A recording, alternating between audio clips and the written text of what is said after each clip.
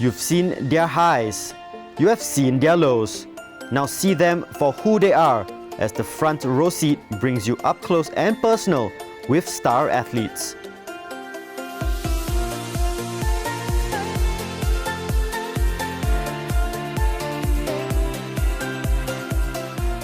On the show today is former Liverpool defender Fabio Aurelio, who will take to the National Stadium pitch in the upcoming Battle of the Reds. In this special episode, he looks back at his time at the club and reveals the intensity of the rivalry between Liverpool and Man United. The big Battle of the Reds is coming up this weekend.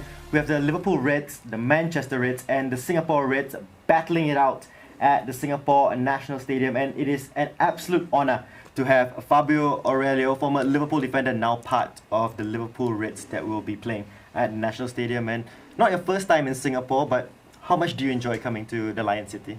Hi Duncan, first of all, it's a pleasure to be here with you again in Singapore. I was here 2017 last time. That time was against Arsenal, not against United. So this match makes us remember a few great moments we had with the Liverpool shirt, so excited for that. How great is it when all the legends come together? What is the atmosphere like? We have Emil Heskey, Didi Hamann, great characters. What is it like in the dressing room and now meeting up at a hotel? Yeah, it's amazing atmosphere now because it's not the pressure we used to have when we were playing to make it count, because now it's more to enjoy and more to have this contest. So we meet other generations as well. So not only the players that were at our time in the club, but the ones that make it count before or even after. So it's good to get to know them closely and to enjoy this time with them at the dressing room. So it's great fun. How hard have you been preparing for a match like this? Obviously with the heat and the humidity, what has been your training schedule like leading up to this? Oh, luckily I always liked to train. So since I finished as a professional, I always keep training at least 3 times a week. I do TRX with a personal back in Brazil and try to keep fit because I play as well at the city there with my friends, and so I always like to be in contact with the ball. So it was nothing special for this match. I always just keep the routine and try to be as fit as possible. Do you look at football differently now after you have retired, now playing with your mates on the streets? Do you see football differently? It's been very different, I think. Of course, now I'm back in Brazil, so we follow a lot of Brazilian football now. It's not being through the best time ever. So we see a lot of change back there, but in Europe we see different change. In Brazil we see the football is losing the quality a bit, as in Europe it's getting stronger and stronger, and we can see that especially in Premier League. The fast of football these days are amazing. It's so quick, so fast, so physical, and together with that the quality of the players as well. So it's not only pace and force, is the quality as well. So technically they are very good. This is what makes the football even beautiful, because I follow a lot Liverpool back in Brazil. The Premier League, they show most of the games especially, and I enjoy a lot seeing them playing these days. We had a good time at my time there as well, but at this moment they show they are very, very strong. Let's look back to 2009. You're standing over a dead ball at Old Trafford, scored a great free kick. What do you remember from that goal now, especially that you're going to be playing against the Manchester Reds? It's always great when you prepare for the big match, especially back then. Old Trafford was always a difficult place to go and play, so we always prepared, especially those type of games. So the concentration, the anxiety for the game to arrive as soon as possible, because you want to go into the pitch where you feel more comfortable instead of expecting what will happen. So we want the time it gets as soon as possible. And fortunately, that time I had the opportunity to score. We had a great result away from home that we were not expecting. I think most of the fans, especially because was not an easy place to go, and we had a very good result back then, and I could be part of it. So it's great memories to remember, especially being here against them again. I think that free kick against Chelsea as well was fantastic. But just going back to the match against Man United, and what is the preparation like, knowing the rivalry between Liverpool and Manchester United? Let's say the week leading up to that big match. What is the atmosphere in the training ground and during match day in the dressing room? Is there something different? Yeah, you can see a little bit of the tension, no? You know what you are able to do and what you have to do to be on top of your game to face the rival, no? Because they are on a top level as well. So, but you don't need to call attention of anyone, because everyone is prepared. Everyone knows the importance of the game. So everyone trains better. Everyone is more ready to do things. No, sometimes you play against a team that's not theoretically, no, is not as strong as United. So maybe it's easier to relax during the week. And those type of situations, you don't feel that. You feel that everyone is prepared, everyone is ready to do the work, to do the preparation for the game, to hear and to learn from what the coach is saying and trying to pass to us. So it's a very interesting week to be involved, and obviously the most important is the match at the end. How special was it working under Rafa? I had the experience to work with him 3 years before in Valencia, because I was in Valencia when he arrived from Tenerife. I think he got a promotion from second division to first with Tenerife, and then Valencia signed him because at the time was Hector Cooper, the coach, Argentinian coach. So I lost the second one, but Valencia lost 2 Champions League final consecutively. Yeah. So after that they sacked him and they brought Rafa. To his first season, we won the league above of Real, Barcelona, and so it was very, very special for him, for the club. 31 years, I think, after the last league title, so it was massive. And then I had another 2 years with him. Then he left to Liverpool. I stayed, I think, 2-3 more years at Valencia. When I was finishing my contract, he contacted me to join Liverpool. So it was very excited for me, because I always liked the language, the culture, English, and while in Spain I was to follow as well Premier League, so it was a big opportunity to join the league, and especially with a coach I knew much better. So that's how it started at Liverpool, but did you like how it ended, your spell at Liverpool, with the injuries and leaving the club? Well, of course, I had a lot of problems during my career, especially injury problems. So I was not happy with that, because always caught me in a growing moment in the club or in the team. So when I could get a good run of games and start to improve my level, so the injuries would arrive. So always struggling with that. So that didn't make me happy. What made me happy that I did everything that was in my hand to not allow that to happen, but some things you cannot control. No? So I would do all my best always, but unfortunately, genetically, it was not very good for me. But I enjoy a lot of the time I have the opportunity to enter the pitch and to defend the red color, and the fans always respect it and treat me really well. So I'm very grateful for the time I spent there. And how big a fan are you now of Liverpool? I know you say every game is available in Brazil. Do you watch every game, and are you shouting in front of the TV when they score? Yeah, I follow a lot. I watch most of the Liverpool games, especially, and I'm a big fan. Also, I have the children that used to follow when I played my time there, and so they are still supporting Liverpool as well. So we normally sit in front of the TV, support them most of the match. So we are enjoying a lot at the moment they are leaving now. I think Liverpool are playing fantastic football at this moment, and under Jurgen Klopp, he set the team up really, really well. Many pundits are saying it's their title to lose this season. What are your thoughts on that? I think they are deserving the title for a while now. The last season, 1 point after the season they did as well.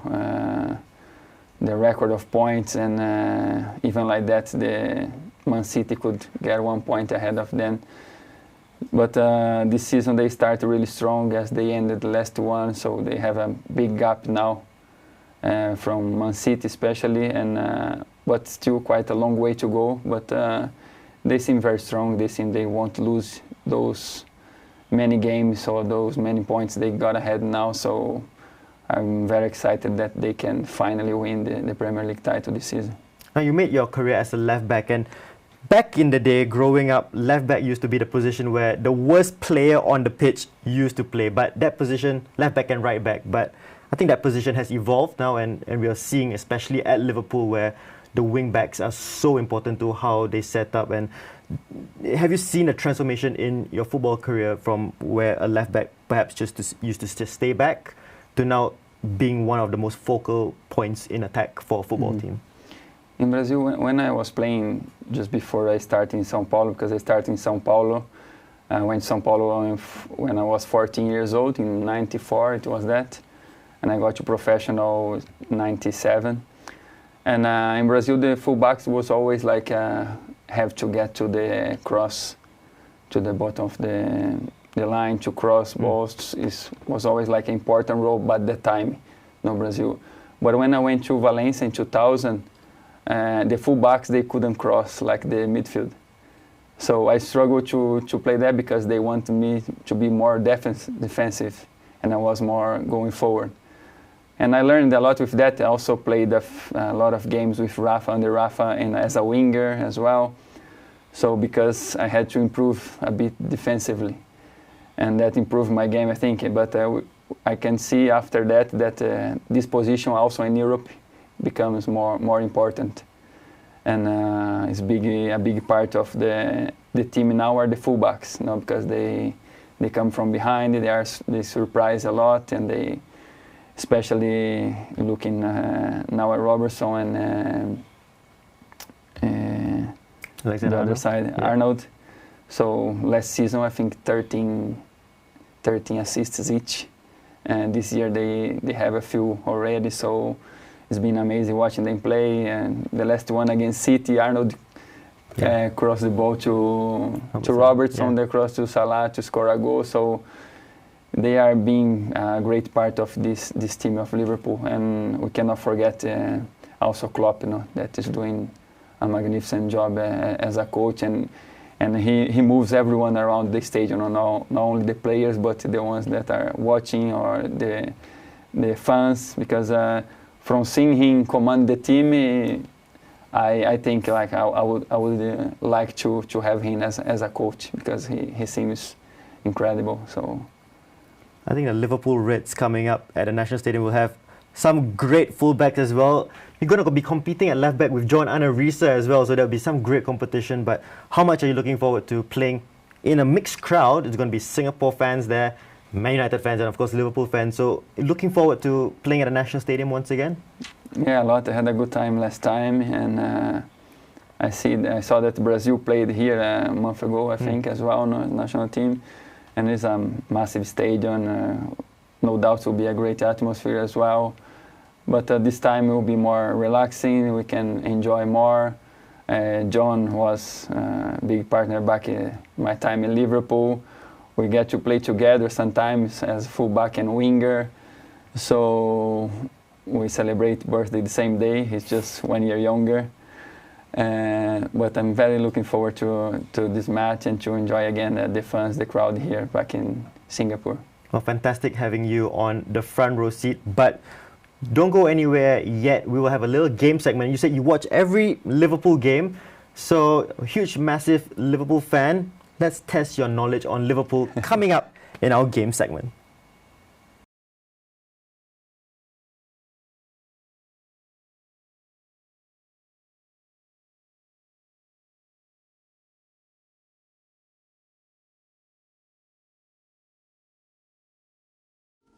Absolutely love the game segment on the front row seat, and we have Fabio Aurelio with the Liverpool Reds, former Liverpool defender, of course. He's going to be playing in the Battle of Reds, but will he be left red-faced in this quiz? 10 questions, all Liverpool related, all around the period you were playing for the club. So, you play for the club, so you should be getting all of them right, I think. So we'll go with an easy one, okay? So this question is about the 2000s. Who was Liverpool's most expensive signing of the 2000s? Your options are Alberto Aquilani, Robbie Keane, Javier Mascherano, or Fernando Torres? Who was the most expensive signing of the 2000s? Aquilani? Torres, Robbie. Final answer? Aquilani, I don't remember how much, so I would say Robbie. It is not Robbie Keane. You have another one. I'll give you another go. So it's between Aquilani, Mascherano, and Torres.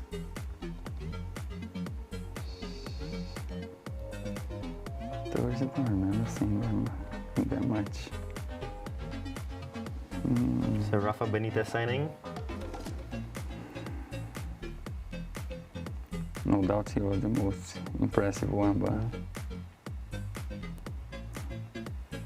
never pay attention to that much. So You don't pay attention to the fees. sometimes just heard the news and no, Torres, Aquilani. Aquilani. It's not Aquilani, it's Torres. It's Torres.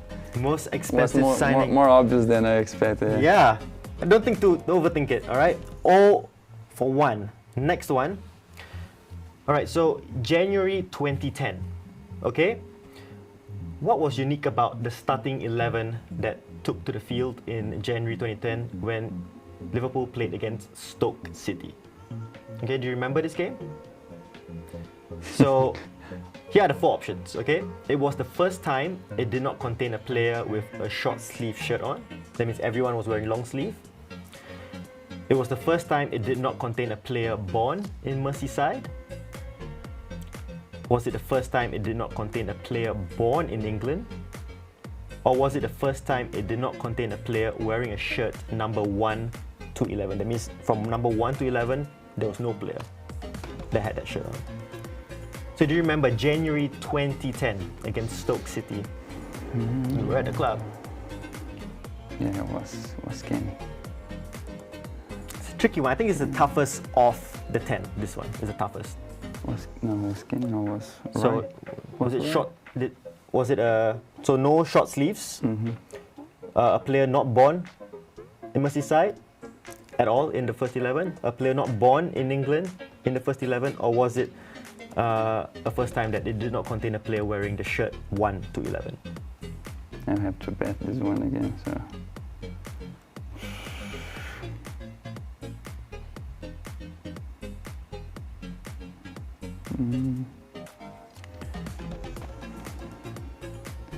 What are you no thinking? shirt 1 to 11.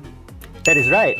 It was the first time it did not contain a player wearing a shirt number 1 to 11. It was 12, 16, 18, 20, 21, all the way to 37. That was Martin Skirtle. Lucky one. All right, so 1 for 2. Okay. Which player has made the most Premier League appearances for Liverpool wearing the number 7 shirt? This is all time. Luis Suarez, Steve McManaman, James Milner, or Harry Kewell? Harry Kewell, no. James Milner. James Milner's still there. Yeah. Maka also. I would say it's a very close one between, well, not so close, but it's about 20 appearances between 1 and 2. The difference. I would say McManaman and Milner. McManaman or Milner? Yeah. It's one of the two.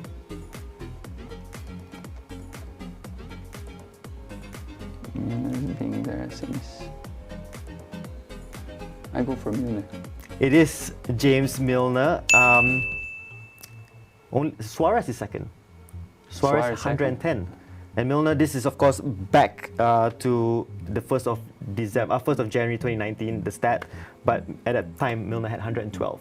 Yeah, I remember I heard something about his number of games. So 2 for 3. good. Good start. All right.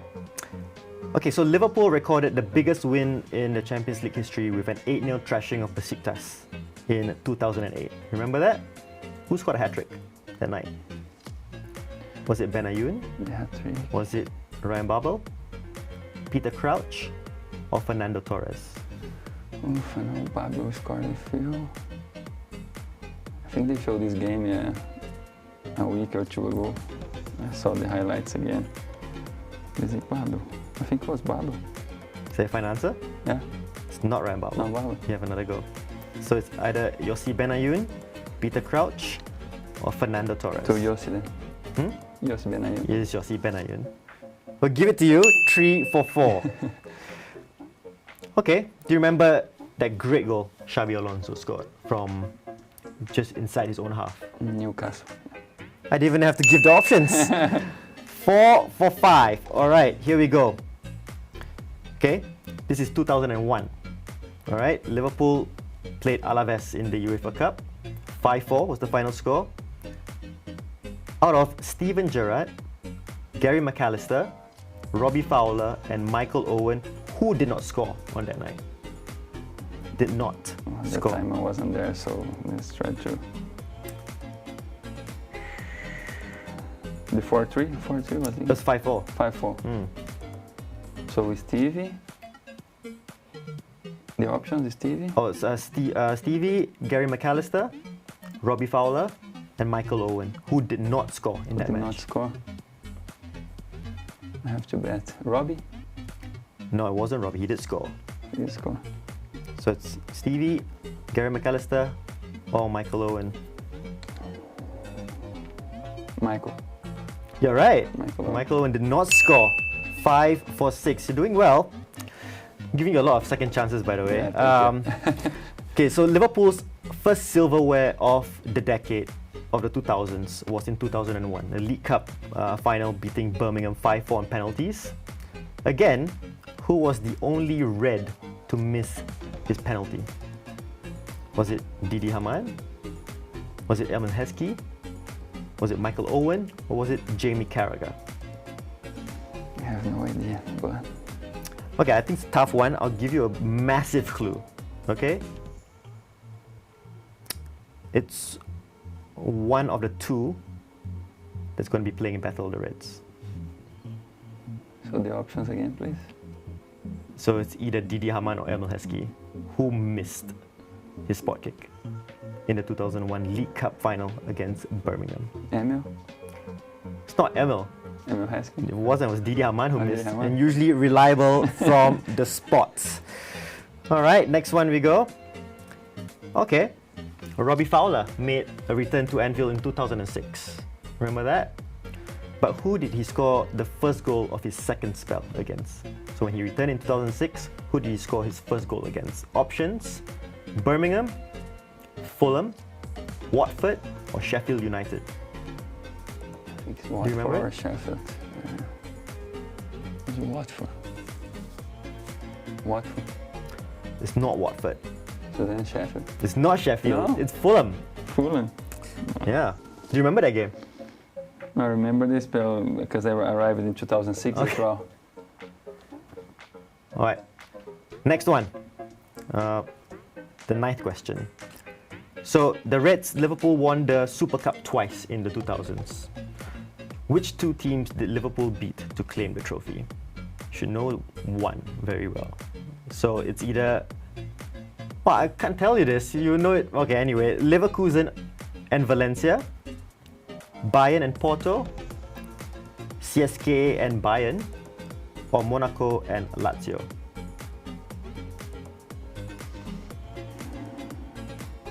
This was for the 2000. In the 2000s. Oh, you remember one? You not?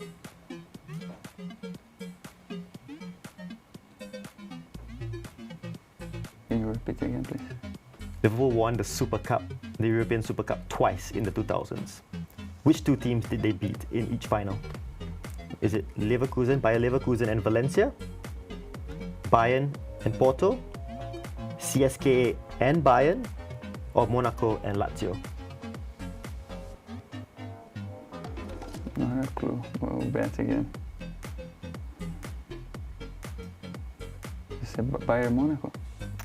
Bayern comes up twice, Bayern and Porto, or CSKA and Bayern?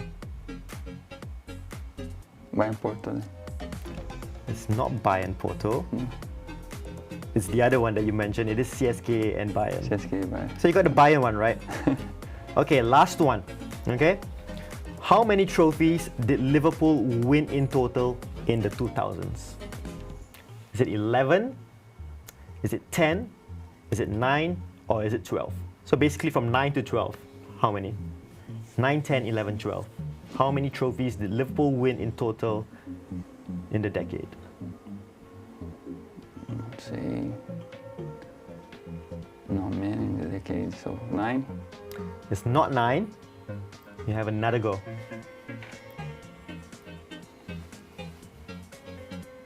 10. It is 10. One Champions League, one UEFA Cup, 2 FA Cups, 2 League Cups, 2 European Super Cups, and 2 Community Shields. Community Shield for my debut. Yeah, so you were part of one of that. Do we have a final score of Fabio altogether? 6. 6 out of 10. Just passed, I think. Fantastic having you on the front row seat. And we usually do local talents, but you are, I think, the biggest name that we've had on the show. So we usually ask every athlete that comes on the show if there is an advice that they would like to give to any aspiring young athlete, whether it's a footballer, whether it's a swimmer. What advice would you give to someone who wants to make a career in sport? I think, especially now because I'm co-owner of agency now that we work with younger players. So I have a lot of younger players that try to advise them as well to conquer their dream, that is to become a professional footballer. And it's like work for themselves, Like if you want to be a footballer, you have to work for you, not for the coach, not for your teammates, not for the club, because you can improve yourself. You cannot do you cannot control what the other people think or the other people do, but you can control what you can do. So you can work as hard as possible. Most of the kids, they don't allow me to do much training to improve. But if you work 10% harder than your teammate every day in the same training session, during the month or during the year, how much will you improve doing the same work? So we try to make them think like that, because if you have 1 hour training, so for you is 120% 1 hour training. Do your best, even because sometimes the teammates or the team, they don't help, with the energy, or they are lazy, or some of them are not that interested in it. So, but we can control our attitude, and if you want to pursue a dream, you have to do your best to get to there. And the one thing you can do is work as hard as possible. So this would be my advice, and believe, because if you don't believe, also you won't get to anywhere. So believe and work hard, and God knows what happens. Fantastic advice. Thank you for coming on the show, Fabio. Great to see you, mate. Thanks for the opportunity. Great to have Fabio Aurelio on the front row seat. Catch him in action in the Battle of the Reds happening very, very soon at the National Stadium. It's the Singapore Reds, Manchester Reds, and the Liverpool Reds.